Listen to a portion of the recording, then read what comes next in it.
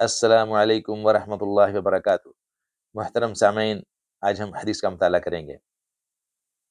وعن ابن عباس رضی اللہ عنہما قال كنت خلف النبي صلی اللہ علیہ وسلم یوما فقال یا غلام احفظ اللہ يحفظك احفظ اللہ تجدہ تجاہک وإذا سألت فاسأل اللہ وإذا استعنت فاستعن باللہ رواہ الترمذی قال حسن الصحیح۔ رب اشرح لي صدري ويسر لي أمري واحلل عقدة من لساني يفقه قولي اللهم أرنا الحق حقا وارزقنا اتباعه اللهم أرنا الباطل باطلا وارزقنا اجتنابه آمین یا رب العالمین۔ محترم سامعین، اس حدیث کے راوی ہیں ابن عباس رضی اللہ تعالی عنہما۔ وہ فرماتے ہیں کہ ایک دن میں نبی کریم صلی اللہ علیہ وسلم کے ساتھ سواری پر بیٹھا تھا آپ کے پیچھے،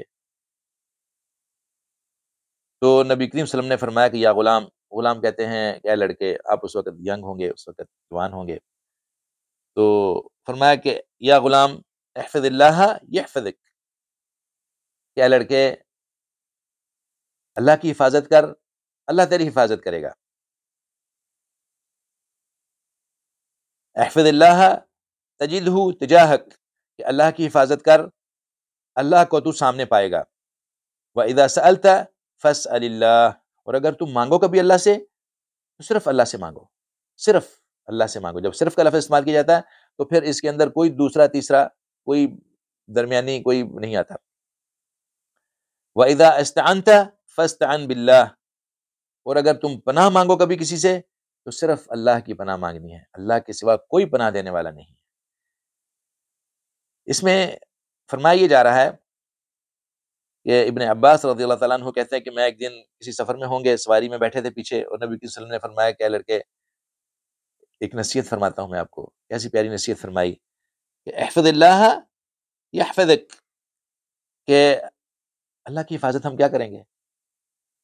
اللہ تو ہماری حفاظت کرتا ہے، لیکن ہم اللہ کی حفاظت سے مطلب یہ ہے کہ اللہ کے احکامات کی حفاظت کرنا، جو اللہ کے اوامر ہیں، جو اللہ رب العالمین کے احکامات ہیں، نماز ہے، حج ہے، روزہ ہے، جتنے فرائض ہیں ہمارے ذمہ، جو اللہ تعالیٰ نے احکامات ہمیں دیے ہیں، جو قرآن کے اندر ہیں، تو یہ سب جو ہیں اللہ تعالیٰ کے احکامات کی حفاظت کرنا، ان کے اوپر عمل کرنا، یہ اس حدیث کا مفہوم ہے۔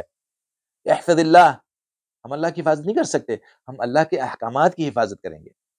اللہ کے احکامات کو جب تسلیم کریں گے، جب اس پر عمل کریں گے تو یہ ان کی حفاظت ہوگی۔ اگر ہم اس پر عمل نہیں کرتے تو اس کا مطلب یہ کہ ہم ان کی حفاظت نہیں کر رہے بلکہ ان کو روند رہے ہیں۔ یعنی اذان ہوتی ہے، ہم نماز پڑھنے کے لیے نہیں جاتے تو کیا ہم حفاظت کر رہے ہیں نماز کی؟ اللہ کے حکم کی نہیں، ہم آپ اس کو روند رہے ہیں۔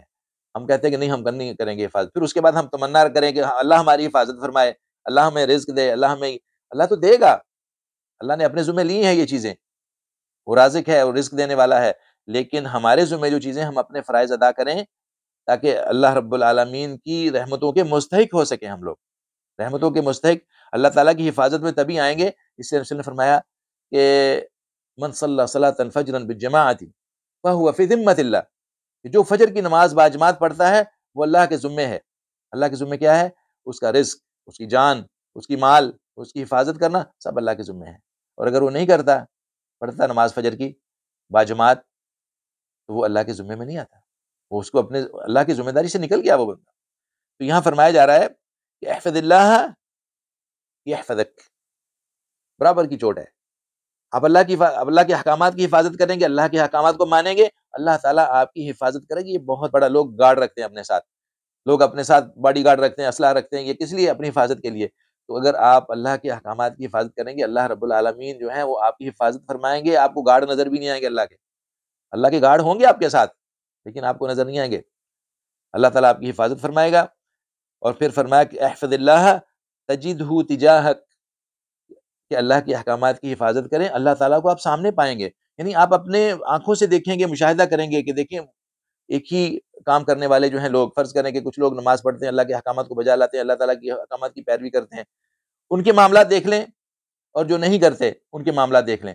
اس وقت دنیا کے اندر کتنے لوگ ہیں جو لوگوں کے سامنے ہاتھ پھیلاتے پھر رہے ہیں، جو اللہ معاف کرے کبھی کسی در پہ، کبھی کسی در پہ، کبھی کسی در پہ، یعنی صرف اللہ کو چھوڑ کر وہ کہیں کہیں بھی پھٹک، جو علامہ اقبال نے کہا نا کہ ایک سجدہ جو گراں ہے تجھ پہ 100 سجدوں سے دیتا ہے نجات۔ وہ ایک سجدہ جو اللہ کو کرنے کے لیے تو گریزاں ہے جس سے، جو تو نہیں کرنا چاہتا، اور پھر اس کے بعد تمہیں 100 سجدے کرنے پڑتے ہیں، کبھی کسی کے سامنے اور کبھی کسی کے سامنے اور کبھی کسی کے سامنے۔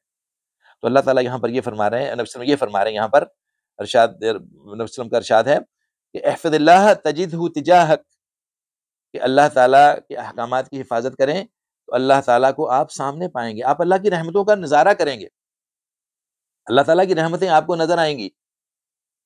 آپ اللہ تعالیٰ کے احکامات پر چل کر دیکھیں، اللہ تعالیٰ کس طرح آپ کو دنیا کے شر سے بچاتا ہے، کس طرح اللہ تعالیٰ آپ کو رزق بہم پہنچاتا ہے۔ وَإِذَا سَأَلْتَ فَاسْأَلِ اللَّهِ، اور اگر آپ کو کچھ مانگنا ہے تو صرف اللہ سے مانگنا، اللہ سے نہیں مانگنا، صرف اللہ سے مانگنا۔ جب صرف کا لفظ استعمال کیا جاتا ہے تو صرف اللہ سے مانگنا، اس کو عقیدہ توحید کہتے ہیں۔ پھر آپ ادھر ادھر نہ بھٹکیں، پھر وہ نہ تلاش کریں کہ وہ اللہ رب العالمین نے قرآن شریف کے اندر بہت سی چیزیں ہیں جہاں کہا کہ اگر یہ پوچھیں تو ان سے یہ کہہ دیجئے، قل قل قل کا لفظ ہے ہر جگہ پر، اگر یہ میرے بندے آپ سے یہ پوچھیں تو ان کو یہ کہہ دیں، لیکن جب کہا وَإِذَا سَأَلَكَ عِبَادِي عَنِّي فَإِنِّي قَرِيب، پھر وہاں نہیں کہا کہ آپ ان کو فرما دی، فرمایا کہ میں بہت قریب ہوں ان سے۔ وَإِذَا سَأَلَكَ عِبَادِي عَنِّي فَإِنِّي قَرِيب أُجِيبُ دَعْوَةَ الدَّاعِ إِذَا دَعَانِ فَلْيَسْتَجِيبُوا لِي وَلْيُؤْمِنُوا بِي لَعَلَّهُمْ يَرْشُدُونَ۔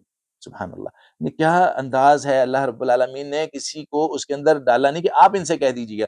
بہت سے سوالات ہیں، آپ پڑھتے جائیں قرآن شریف آپ کو نظر آئے گا، جب کہا جاتا ہے نا کہ اگر انہوں نے یہ پوچھا ہے تو ان کو اب آپ کہہ دیجیے کہ یہ ایسا ہے، اس کا جواب یہ ہے، اس کا جواب یہ ہے، لیکن یہاں پر کسی کو بیچ میں نہیں ڈالا، آپ نے کہا کہ وَإِذَا سَأَلَكَ عِبَادِي عَنِّي فَإِنِّي قَرِيب۔ فا اور وا میں فرق یہ ہوتا ہے، مفسرین کرام یہ بات لکھتے ہیں کہ وا کے درمیان ہو سکتا ہے کہ کچھ عرصہ بیت چکا ہو، کسی بھی کتنا بھی لمبا ہو سکتا ہے، لیکن جہاں فا کا لفظ آتا ہے نا تو اس کے بیچ میں کوئی نہیں ہے، جو ہی آپ نے اللہ کو پکارا اللہ تعالیٰ نے آپ کو لبیک کہتا ہے کہ ہاں میرے بندے کیا چاہتا ہے۔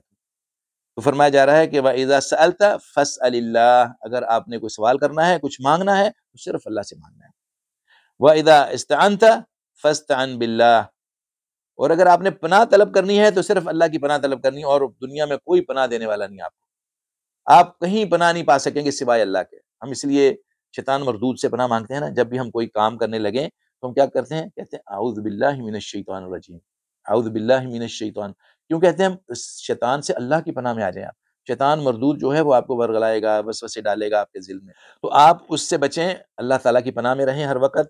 تعوذات، اس سے مراد یہ بھی ہے کہ آپ صبح شام کے جو اذکار ہیں، صبح شام کے جو تعوذات ہیں، نبی نے فرمایا کہ ہر نماز کے بعد ایک دفعہ قل اعوذ برب الفلق، قل اعوذ برب الناس اور قل یا ایھا الکافرون، جو قواقل جس کو کہتے ہیں، جس کو چاروں کل کہتے ہیں، لیکن صبح فجر اور مغرب کے بعد 3 دفعہ، اور آپ اگر 5 دفعہ 10 دفعہ پڑھ لیں تو اور اچھی بات ہے، یہ آپ کی حفاظت ہوگی، آپ اللہ کی امان میں ہوں گے۔ تو وَإِذَا اسْتَعَنْتَ فَاسْتَعِنْ بِاللَّهِ، کہ اگر آپ پناہ چاہتے ہیں تو اللہ کی پناہ مانگیں، اللہ کے سوا کوئی کسی کی پناہ نہ مانگے، اللہ کے سوا کوئی پناہ دینے والا نہیں۔ سورہ جن کے اندر ایک آیت ہے کہ إِنَّهُ رِجَالٌ وَإِنَّهُ رِجَالٌ مِّنَ الْإِنسِ يَعُوذُونَ بِرِجَالٍ مِّنَ الْجِنِّ فَزَادُوهُمْ رَهَقًا، کہ کچھ لوگ تھے پہلے کہ جو انسانوں میں سے تھے، رجال تھے، بندے تھے، میل تھے، اور وہ کیا کرتے تھے کہ جنوں کی پناہ مانگتے تھے، تو اللہ تعالیٰ نے فرمایا کہ وہ انہوں نے جنوں کے غرور اور تکبر کو اور بڑھا دیا۔ جن کوئی ڈرنے کی چیز نہیں ہے، انسان اشرف المخلوق ہے، اگر وہ اللہ تعالیٰ کے احکامات کی پابندی کرتا ہے اور وہ اللہ تعالیٰ کی پناہ میں ہے تو اس کو کوئی چیز نقصان نہیں پہنچاتی۔ دنیا کے جتنے شر ہیں، جتنے جن ہیں مل کے بھی، بلکہ ایک اور حدیث کے اندر نبی صلی اللہ علیہ وسلم فرماتے ہیں کہ اذا اجتمع الانس والجن ان يضروك شيئا لا يضروك شيئا الا قد كتب الله لك، کہ اگر یہ دنیا کے جن اور انس مل کے آ جائیں اور آپ کو کوئی نقصان پہنچانا چاہیں تو وہ آپ کو نقصان نہیں پہنچا سکتے۔ لا يضروك شيئا الا قد كتب الله لك، سوائے اس کے کہ جو اللہ نے پہلے سے آپ کی تقدیر میں لکھا ہوا ہے۔ اور پھر فرمایا کہ اذا اجتمع الانس والجن ان ينفعوك شيئا لا ينفعوك شيئا الا قد كتب الله لك، کہ اگر یہ جن اور انس مل کے آپ کو کوئی نفع پہنچانا چاہیں تو یہ نہیں پہنچا سکتے سوائے اس کے جو اللہ رب العالمین نے آپ کے لیے تقدیر میں لکھ رکھا ہے۔ اس لیے اپنے عقیدے کو خراب نہ کریں۔ اور اس حدیث کے آخر میں پھر فرمایا نبی صلی اللہ علیہ وسلم نے کہ رفعت الاقلام وجفت الصحف، کہ اللہ نے وہ جو کلمے جسے تقدیر لکھی تھی، جسے یہ صحیفے لکھے تھے، صحف ہے صحیفے کی جمع، جس سے یہ صحیفے لکھے تھے وہ قلمیں اٹھا لی گئی ہیں، رفعت الاقلام وجفت الصحف۔ ہوتا یہ ہے نا کہ آج کل اگر ہم مثال دیں تو ایسا ہو سکتا ہے کہ کسی نے کوئی چیک لکھا ہے اس کے اوپر زیرو ڈالنا ہے، آپ نے 2 زیرو ڈالیں گے تو 1 لاکھ والا 1 کروڑ بن جائے گا۔ اسی طرح کا پین ڈھونڈیں اور اس کے اوپر آپ لکھ لیں 1 زیرو بڑھا دیں۔ بات کر رہا ہوں، ایسے ہو جاتا ہے، جعل سازیاں ہوتی ہیں دنیا میں، عدالتیں بھری ہوئی ہیں کیسوں سے۔ اللہ تعالیٰ نبی صلی اللہ علیہ وسلم نے فرمایا کہ اللہ نے وہ کلمے اٹھا لی ہیں جس سے تقدیر لکھی گئی تھی، اور پھر فرمایا کہ وجفت الصحف۔ اور دوسرا طریقہ یہ ہوتا ہے کہ اگر کسی اسٹیمپ پیپر پہ یا کسی بھی ایسے جو ڈاکومنٹس ہوتے ہیں اس کے اوپر سیاہی گیلی ہے، اگر اس کے اوپر ہاتھ پھیریں تو وہ سیاہی جو ہے وہ مٹ جاتی ہے، یا اس کو دھندلا کر دیتی ہے، یا اس کو پڑھا ہی نہیں جاتا، کچھ اس طرح کا ہو جاتا ہے۔ تو نبی صلی اللہ علیہ وسلم نے فرمایا کہ نہ یہ کام ہو سکتا ہے کہ وہ اس قلم اس طرح کا ملے گا آپ کو، رفعت الاقلام وجفت الصحف، اور جو صحیفے جس پہ اللہ نے تقدیر لکھی تھی وہ خشک ہو چکے ہیں، خشک ہو چکے، اس کو مٹایا نہیں جا سکتا۔ سبحان اللہ، کیا مثال دی!